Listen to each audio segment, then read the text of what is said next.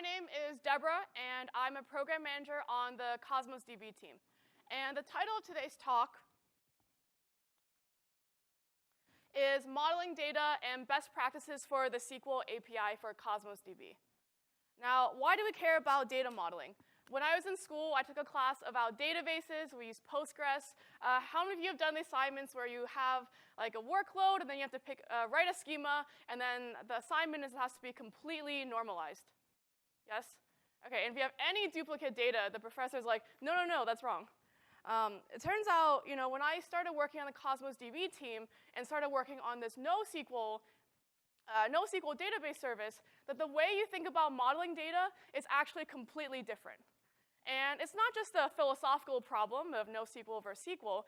The way you model data in a NoSQL system also has a huge real-world impact on both your performance and your cost. So performance in the sense of how fast are your queries, how fast are your writes, how fast are your reads, what throughput are you getting? And of course, cost in the sense of money. It's something that we probably all care about if you're an organization that worries about IT costs. So in Cosmos DB, or actually in any database system, if you duplicate data, that takes up more storage, which depending on the pricing model might incur more costs. At the same time, in Cosmos DB, it's also billed per collection. So if you have lots of small collections, then your costs will add up as well. So really understanding how to work around data modeling to best optimize your system and minimize performance and optimize costs. All right, it will be the subject of today's talk. All right, so how many of you have used Cosmos DB before? OK. How many of you did it in like a proof of concept, trying it out kind of stage?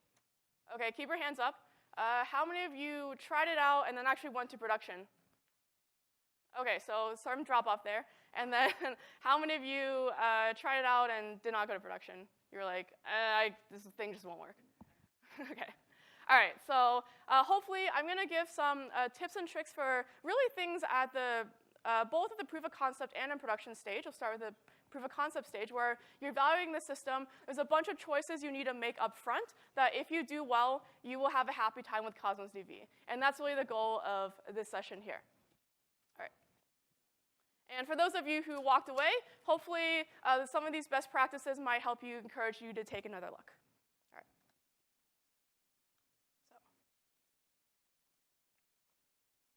All right. So today, quick intro on Cosmos DB. How many of you are familiar with Cosmos DB already? OK, so I'll do a very, very quick intro. I won't spend too much time on it. I'll go through some data modeling strategies to address some of the common questions and challenges around how do I model data in this NoSQL schema, NoSQL system, especially if I'm coming from a relational background. We'll talk about the strategies for choosing the right partitioning key, which, in my opinion at least, right after data modeling is the next most important decision you'll have to make about how you set up your Cosmos DB instance. And then finally, time permitting, I have some topics about how to optimize Cosmos DB after you've sort of set these two. If you run out of time, please see me afterward. I can definitely walk you through the content. It was a 45-minute session that we ended up getting. All right. So Cosmos DB is Azure's globally distributed multi-model database service. And if you're wondering why you would want to use Cosmos DB, it's because it guarantees a lot of great things that you'd only get in a service running on Azure.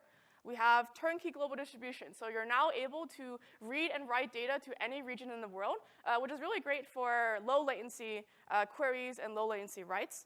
At the same time, we also promise elastic scale out of throughput.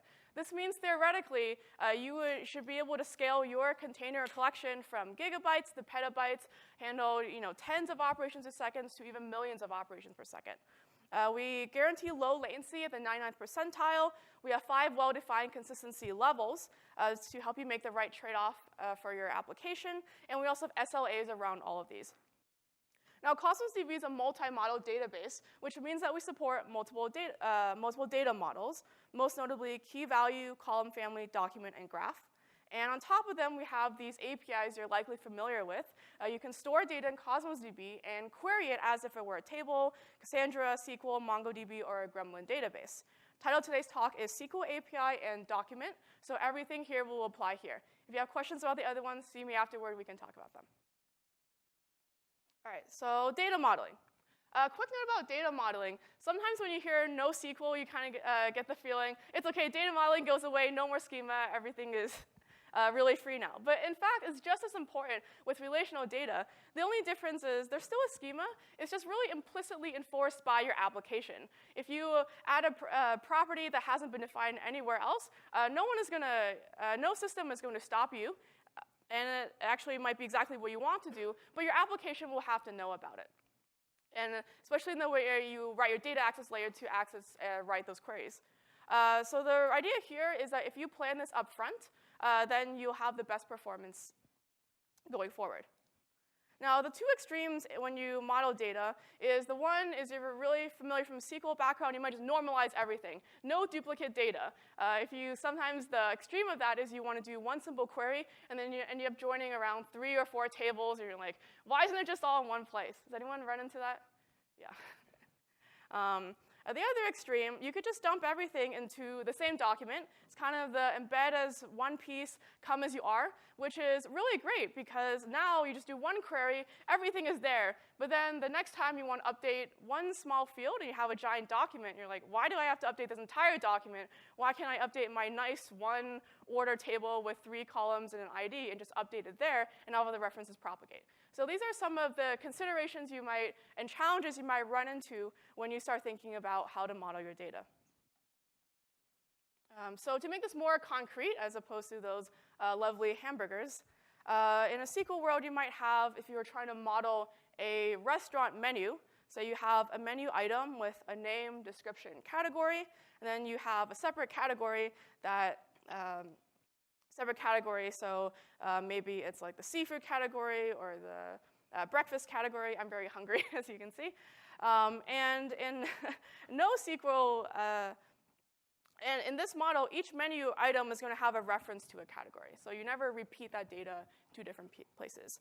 On the other extreme, if you wanted to embed everything, you could have each item as a self-contained document. So you've got hamburger, and then you know it's in the category of sandwiches, and it's right there for you.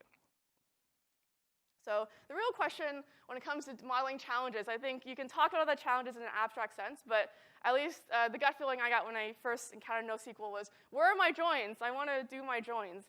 It's a question I've been getting a lot at the booth as well. But really, if you think about what's underlying that question, it's really, I need to get all the data in the same place. And the nice thing about the NoSQL is you can actually do that if you model your data intelligently. So the two main, in a nicer way to put it is, should I normalize my data or de-normalize it? Should I embed everything in one document, or should I have references to other documents that contain information I might need? And the other challenge or consideration you might have is, should I put data types in the same collection or in different collections?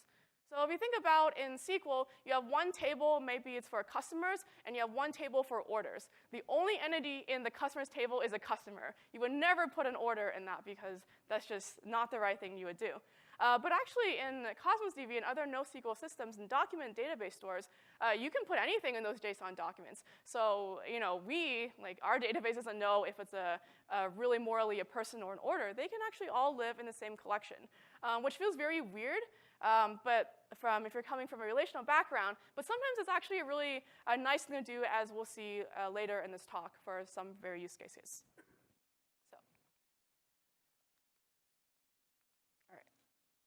So more concretely, first one is you're embedding everything. Second one is you're referencing with 2 different types of separate documents. So in this first section, I'm just going to go through some guidelines of when you should embed. One thing to know about data modeling is there's no precise science to it. There's some guidelines, but really the best way to find out what's right is you do your proof of concept and see, is it actually working for my system? All right, any questions so far? Okay, please, yeah. Oh, is that a question? No, okay. All right, so the first guideline of when you should embed. I remember my 3rd day of Cosmos DB, my manager was giving a presentation. He said, data that's queried together should live together. And I thought it was such a nice phrase that I even remembered it for here. And the idea is that for some documents, if you just think about the real world, they always live together. So for example, if you have a recipe, the ingredients are always queried with that document. You would never want a recipe and not want to find the ingredients. So if you have that kind of model, that's a good sign that you should embed them together.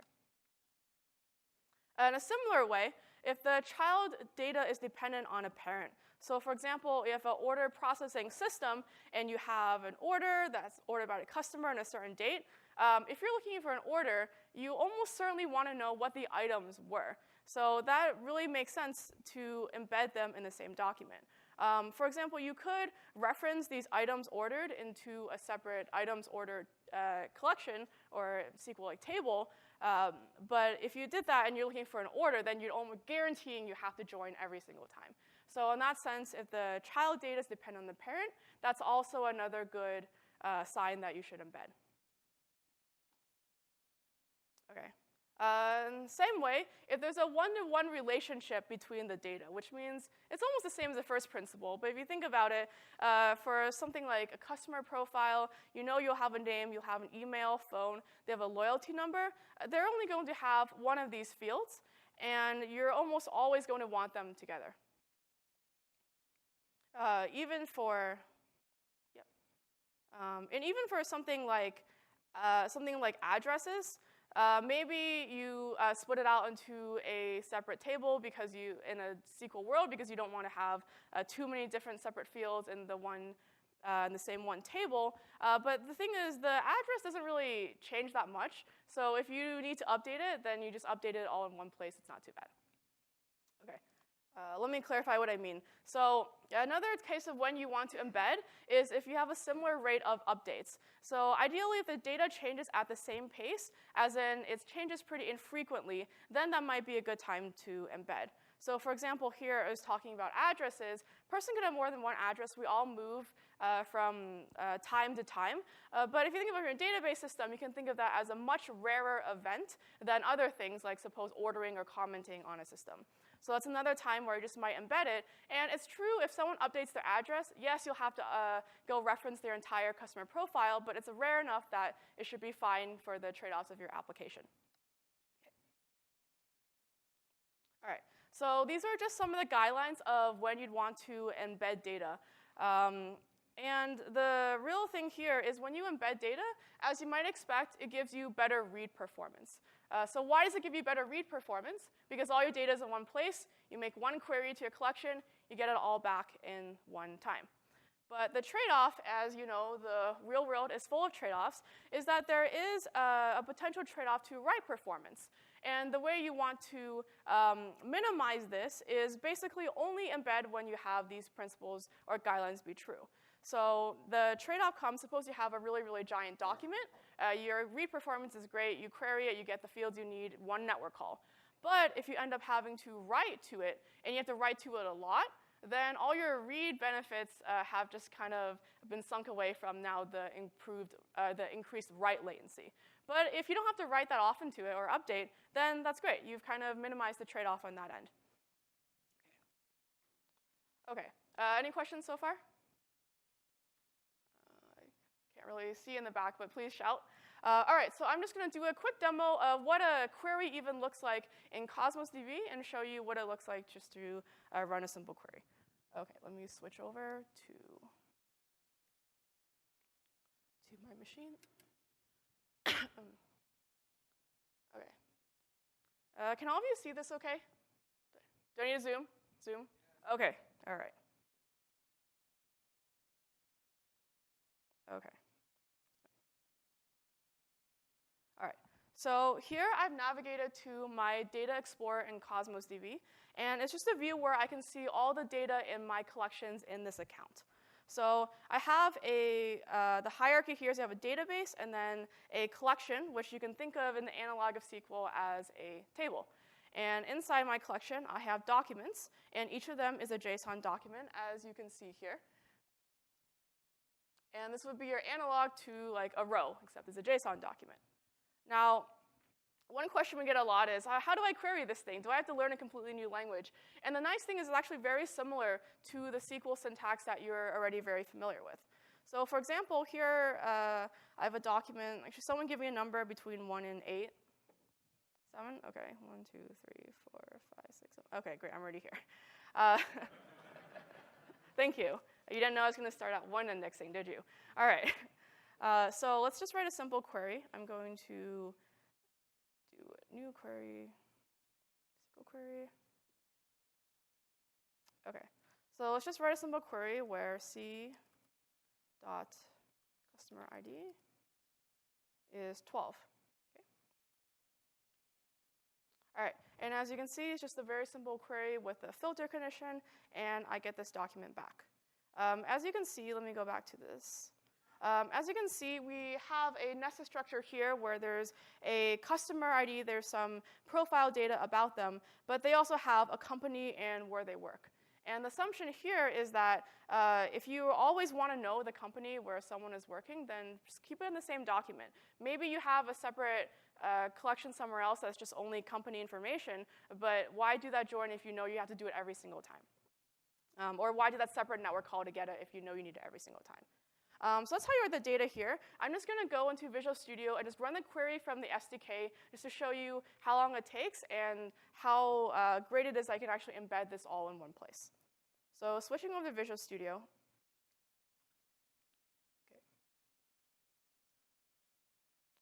Okay, so all right, let me zoom in a little bit as well.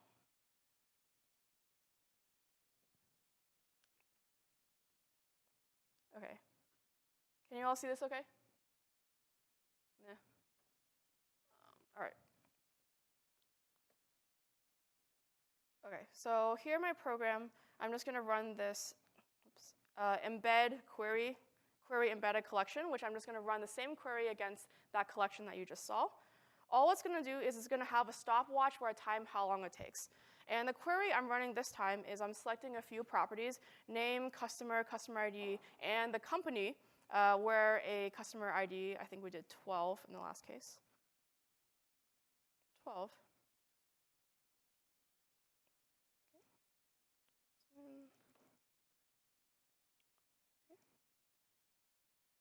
And all it's going to do is run the query via, well, it's timing the stopwatch and print out some of the results.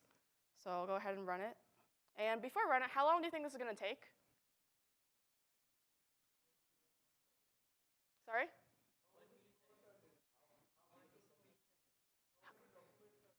How many documents are in here? I think there's around 100 in here. It's pretty short. 10 seconds. All right, I'll have you know I'm wired on Ethernet here. So, all right, I should tell you that this VM is running an Azure data center that is co-located with the Cosmos DB account.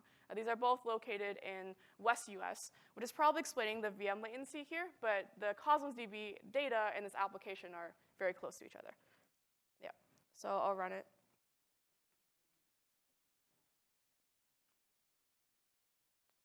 Okay, so as you see, it's found the ID. It's actually been able to query this in 5 milliseconds. This is the latency between the application and the Cosmos DB account.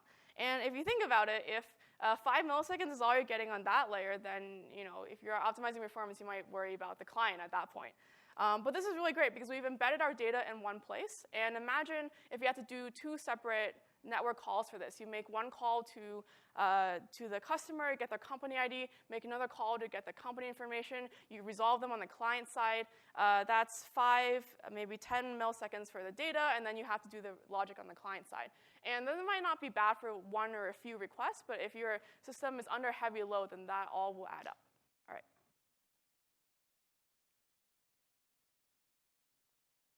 Okay. All right, any questions so far? Yes. You have multiple read models like the deferred parent-child relationship. Mm-hmm. You have cross-cutting like yeah. your recipe. I want to know all recipes, including lettuce. Both of those are common. Yeah. Like, what do you do? What do you do? Yeah.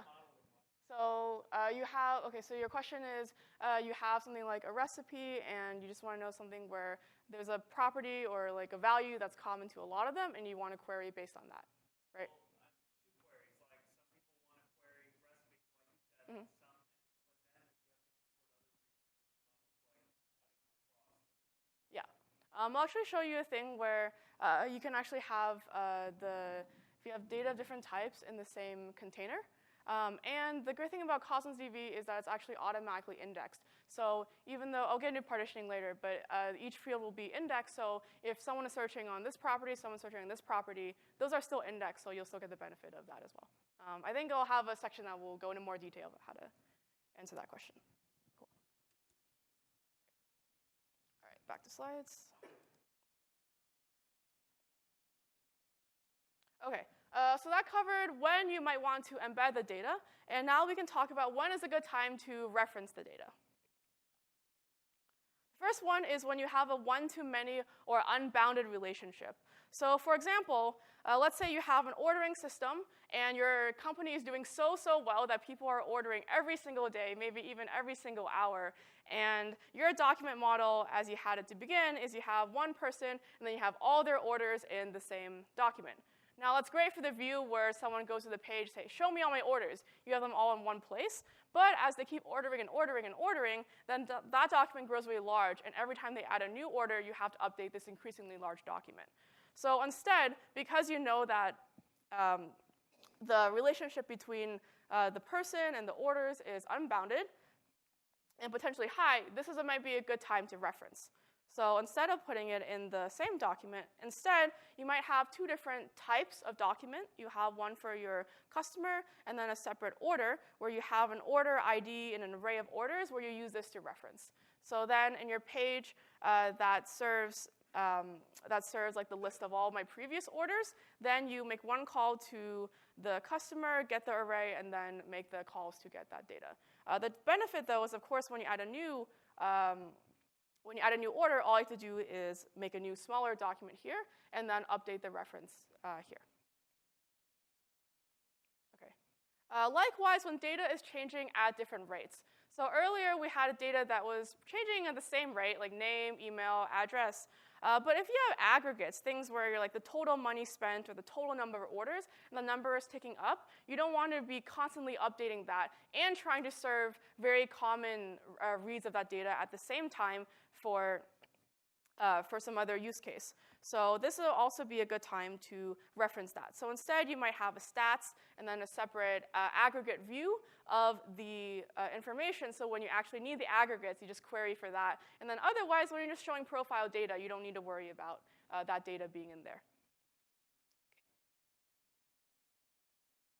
Okay. The other one is many-to-many relationships. So for example, this should be all dear address because we are here at Ignite. If you think about it, I'm only speaker here, but some sessions have 5 or 6 speakers, right? And some speakers have 5 or maybe not 5, but 3 or 4 sessions, right? So you have a many-to-many relationship between the sessions and the speakers. So one idea of what you could do here to data model it is you could have your speaker profile, and then just have a reference to the sessions that they are in. At the same time, in each session, you can also have a reference back to the speaker that they are in. So this link here and this link here. Okay. Another time when you want to reference is, and this is a fun phrase to say, when what is referenced is heavily referenced by many others. So let me give you a concrete example of that. For example, how many of you have used the app where you star the session, and then that's how you know what you're going to do during the day? Yeah. So imagine if you have to data model that. You have your speakers, you have your sessions, and maybe you have a concept of, for each profile, each person, you have bookmark sessions. Now, if you are bookmarking lots of sessions, and there's so many sessions, you don't want to be bottlenecked on every time you bookmark having to update your entire profile. Or you also don't want to have a list of bookmarks for each session that could be theoretically every single person in this attendee list bookmarking the same session. So instead, so here the session is referenced both by lots of attendees who are bookmarking it, but also the session is being used by the system to know who is speaking at which session. So instead, what you can do, this is a good time to reference as well, where for your speaker, you can use that same speaker ID link to reference the sessions they're in. But for the bookmarking system, just use the same thing to reference those sessions. All right, so in summary, these are some of the times where you may want to reference. And typically, as you can see, this will provide better write performance.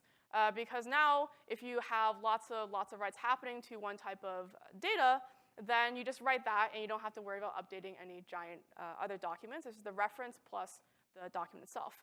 But the trade-off then is that it might require more network calls to reads. For example, you make one call to get the customer profile, and another call to get the references. The great news about Cosmos DB is you can actually model your data in a way. I'll teach you how to minimize even that trade-off as well. All right. And before I go on, I should say, but wait, you can do both. Sometimes you can have everything you want, sometimes, not all the time. But in this case, it's not a black and white where it can only embed or only reference. Sometimes you can do both depending on your use case. So for example, if you know for a speaker and they have a session, well, if you're looking at a session, sometimes you like to see who the speaker is. And if your session model, data model, only has the name and like speaker IDs, then every time you know, you'll have to go find the speaker information.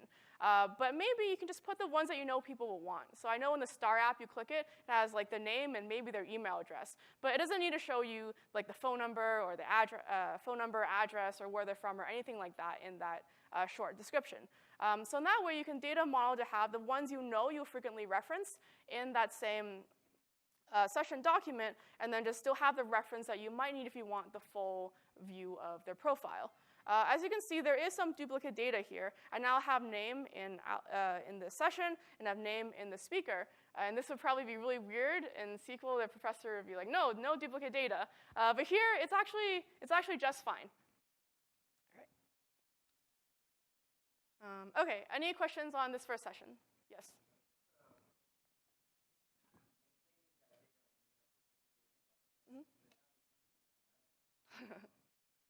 Yeah, so it is definitely a trade-off. It is true that you then have to make sure that you do update that reference. So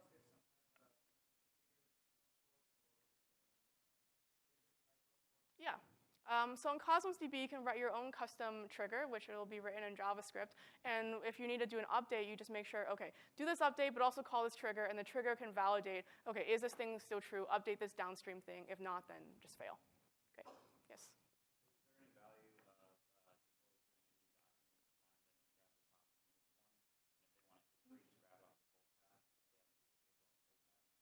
Yeah, that could definitely work. So you're saying the hot path is where you have like just the latest one, or you're just always writing a new document and you only care, yeah. Mm-hmm. Mm-hmm. Mm-hmm. Yeah. Yeah. Yeah, that could definitely work too. Just kind of this like append only kind of idea. Yeah, that could also work. Yeah. Cool. Yes.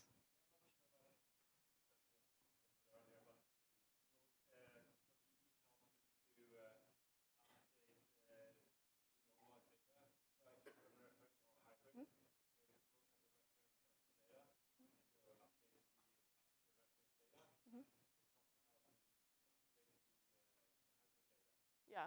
So this is the thing where, at least just from the database level, we don't, since there's no strict relationships that you've defined, it's all kind of based implicitly on what you name the properties and what your application knows to do. So this is the case where you would want to write your own trigger to make sure that it is validated the way you need correctly. Cool. All right. So I'm going to move on to this. To the next section, which is around, should I put my data in the same collection, or should I put my data in different collections? And for this one, I'm just going to jump straight to a demo. All right.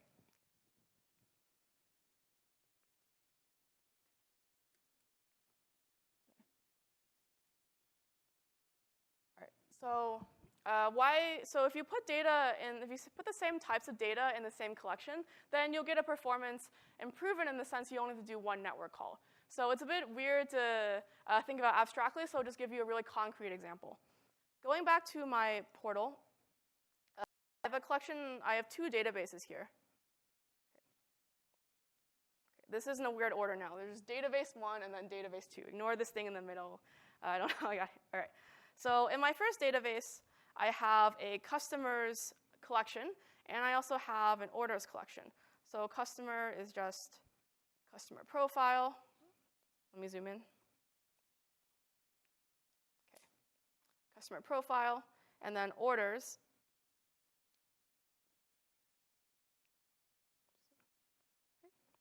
It's just the order with a reference back to the customer ID if needed.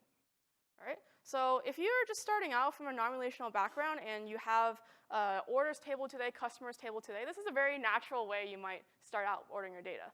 But I'll let you know that you can even do something like put these customers and orders in the same container. So here, my database 2, I just have one collection. And this document is the customer,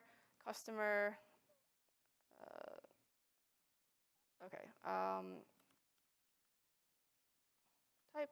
And I've defined for each document, I've added a new property called type, where it'll either be a customer or an order. So if I filter to just order,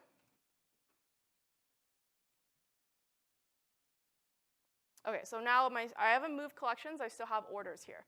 So why is this good? It's good because now I can do something that almost gives you the same benefit of join without you having to actually make separate network calls to do the join. All right, so let me just give you a quick demo back in Visual Studio. Go over to my demo.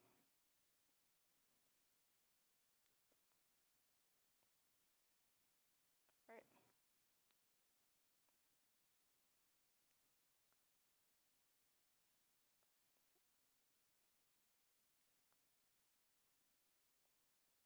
Okay, so I'm going to run two simple scenarios. The first one is I'm going to query for the first database where you have the customers and orders in separate tables or in separate collections. So all that's going to do is first I'm going to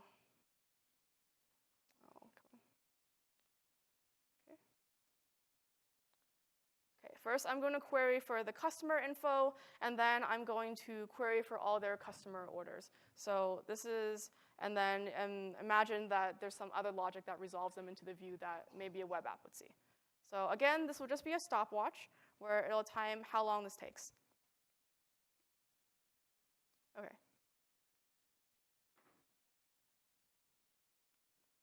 Okay, so as you can see, it's about taking 8, 9, 10 milliseconds, which is about basically the 2 calls to Cosmos DB. We saw the first one earlier demo was about 5 milliseconds. Now it's just being doubled. But, and this is the use case, again, where you just want to get all the orders for one person. But now, because we have another scenario, we have the orders and the person in the same container, then we can actually just do one network call. So let me run my other query.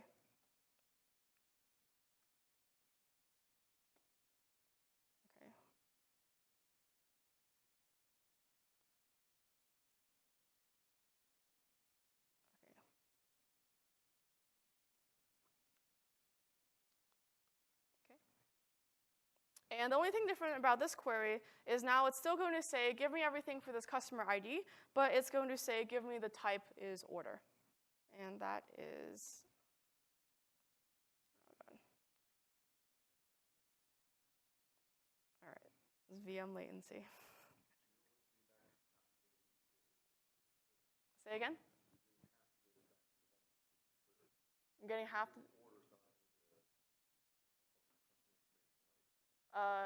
Yeah, so in that query, I actually did 2 separate queries. I did one to get customers, one to get orders. And then I said you have to merge them on the client side at some point.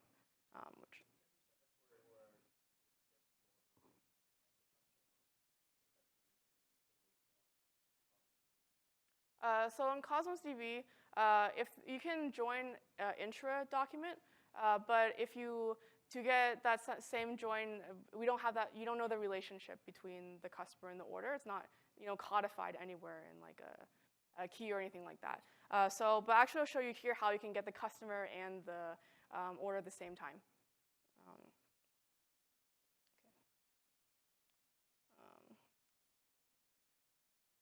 Okay, so actually, I'll just do that right. Okay.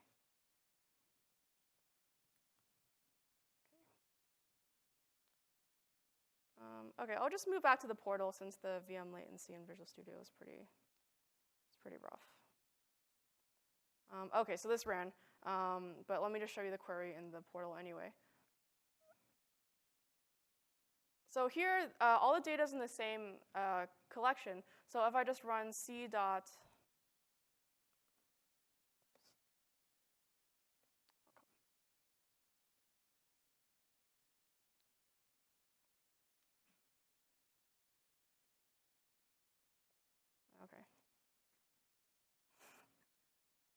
c.id equals, let's say we did 12 before.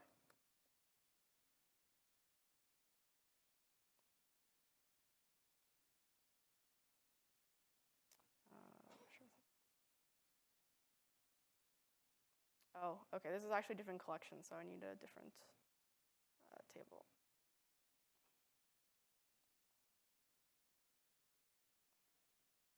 Okay, 66, that's a customer we know exists. All right.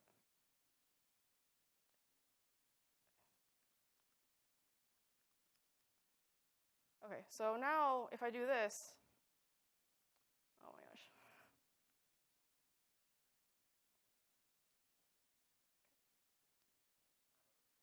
Sorry?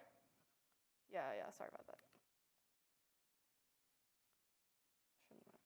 Okay, thank you, friend, kindly audience member. Okay, appreciate that. All right, so as you can see now we're getting three documents back. The first one is we have the customer profile information, but we also have their orders with the same customer ID. So in this way, you've made one network call and you're getting everything back related to that customer. Does that make sense? Yeah. Okay. All right. Sorry? Yeah, it is still 2 documents, so you may have to merge them on the client side, or maybe you've done something smart where you put in the order, you add in the information that you need. But now you've minimized the amount of network calls. You've gone from 2 to just 1. Okay. All right. Okay. Let me switch back to slides.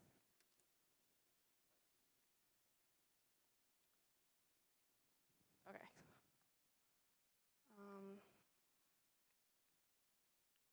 Okay. So again, I have about 7.5 minutes left for this 45-minute talk, and I was going to cover partitioning. How do you feel like partitioning would be a valuable topic to go over? Yes? Okay, maybe I should have started with that then. All right, so what is partitioning and why is it so important? After data modeling, it's one of the most important things you have to think about when setting up your Cosmos DB cluster. So what is partitioning? Cosmos DB does horizontal partitioning, and that's the way it enables the scalability. So instead of having one giant machine that has all your data, that you put all your requests to it, if you split that data into different shards or partitions, then now each query can go to different ones, and now you get that horizontal scalability. So that's generally why you'd want to partition. But in practice, how do you choose the right partition key? This is something in Cosmos DB you have to choose up front when you make a new collection or container, so it's really important to get it right in the beginning. And what can go wrong if you choose a bad partition key? So the idea of a partition is that all your data with the same partition key value is in one place. So in my customers collection, say it's customer ID. So anything with customer ID Deborah will be in the same partition. So it's literally on the same physical server. Anything with customer ID Andrew will be potentially in the same server, but also in the same partition. So it's all grouped together in these partitions. But what can go wrong? If you choose, let's say, a bad partition key where when Cosmos DB does a query, and if you think about it, if you don't know which physical partition or which partition your data is on, you'll have to ask all of them. It's the same thing where if you, let's say you have like 5 friends and you know one of them has your phone for some reason, and you know who it is, you just go ask them, hey, give me my phone. But if you don't know who has it, you know one of your friends has it, you're asking all of your friends, hey, do you have my phone? It's the same idea with query. If you know the partition, you can go straight to that machine and get the data you need as opposed to doing the cross-partition query. At the same time, another thing you have to worry about that can go wrong, which we've actually seen a lot of customers hit, is we have right now 10 gigabyte limit for logical partitions. So that means if your partition is ID and you have more than some reason 10 gigabytes of data for that ID, then that partition becomes full. So I'll show you some tricks you can do to make sure you almost never hit that 10 gigabyte limit. But if you end up partitioning based on something like timestamp, let's say you're an IoT system, you have machines or devices writing millions and millions of documents, and your partition is like the hour, you might actually fill up that 10 gigabytes without even knowing it. So I'll show you some different choices for a partition key there. Okay. Okay, so quickly walk you through behind the scenes how partitioning works, and then go through some strategies for choosing the right one. I know we're running out of time, so please come see me afterward. I'm happy to follow up and, oh, someone's cutting, okay. Sure how that happened. Okay. Okay. Okay, my PowerPoint has crashed on me. All right, that's great.